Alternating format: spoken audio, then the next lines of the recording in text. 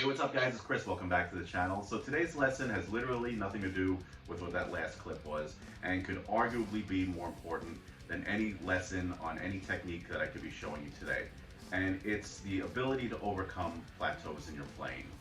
So I don't technically even need the guitar today. I mean, this is all just conceptual, just how I like to approach pieces of music that are giving me a problem. And generally it's when I'm trying to learn someone else's material, because when you write your own music, you generally use the techniques and things that you like to use. But sometimes when you're learning someone else's music, they don't play the same style as you, they don't use the same techniques as you, maybe their picking is different, and it can be daunting and hard sometimes to try to emulate someone else's music when it differs substantially than your own style. So I would basically say that the best way to do it is to break down large pieces of music into smaller, easy to digest sections. Even if that means doing it one measure at a time.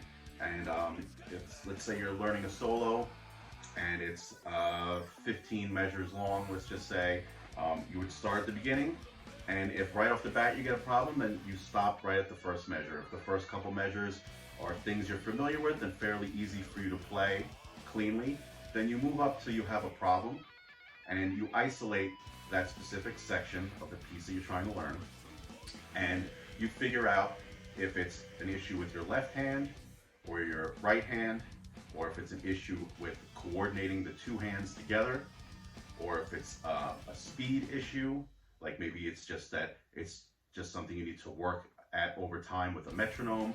So what I would do basically, if I actually in the past I did have a problem with picking between strings, like string skipping, and anytime I would have that sort of thing, I would just play legato and just skip it and not play staccato and pick every note. But I wanted to play it as it was written and as it sounded in the piece. So I would get to that section and I would make exercises for myself using the piece of music I'm trying to learn. So if it's a problem with my right hand, I would take that, I would figure out where the coordination of my picking was off, and I would just literally practice that picking pattern with open strings, no amp, just acoustically by myself, and just very slowly see where the issue was and remedy it in that small section basically.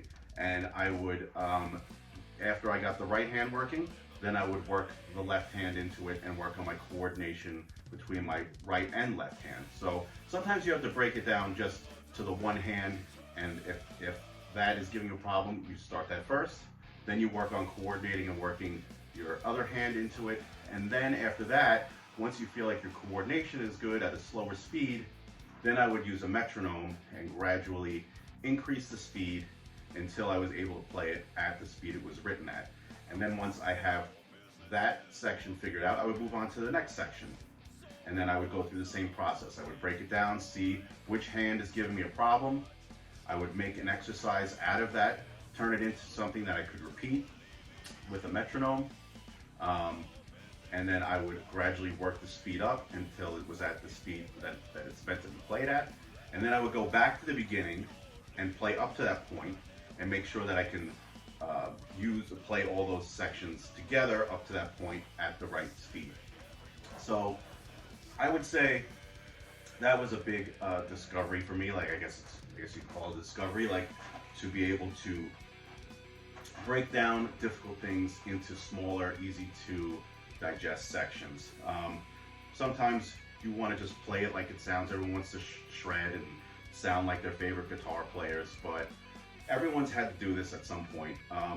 It's very rare that I would hear a solo and just play it at the speed it's written. I always start slow and learn it in this fashion to this day. I've been playing since 1994. I think 94 I started playing, and I learned that a few years into it because I would try to like just play everything as fast as possible, and then I would give up, you know. But with this technique, really the only thing keeping you from learning anything is really just your patience and how much time you're willing to put into it.